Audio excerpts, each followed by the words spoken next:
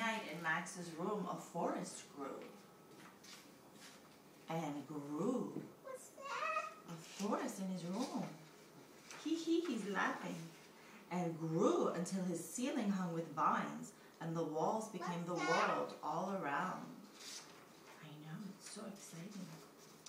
And an ocean tumbled by with a private boat for Max, and he sailed off through night and day, and in and out of weeks, and almost over a year to where the wild things are.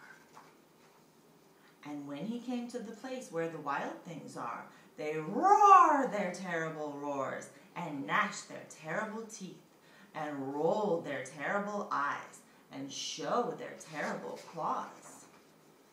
Till Max said, "Be still," and tamed them with the magic trick of staring into all their yellow eyes without blinking once. And they were frightened and called him the most wild thing of all, and made him king of all the wild things. "And now," cried Max, "let the wild rumpus start." And they danced the wild rumpus under the moon, and they hung from the trees and played. And they did a parade and made Max the king. "Now stop," Max said, and sent the wild things off to bed without their supper.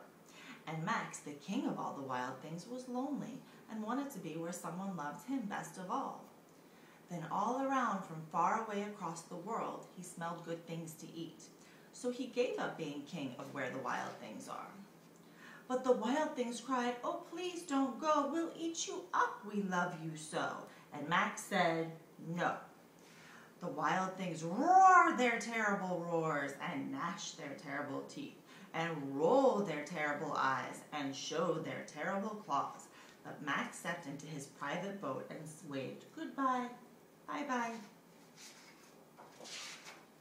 and sailed back over a year, and in and out of weeks, and through a day, and into the night of his very own room, where he found his supper waiting for him.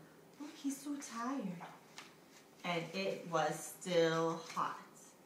And that is the end. That's the story of Where the Wild Things Are. Do you love that one?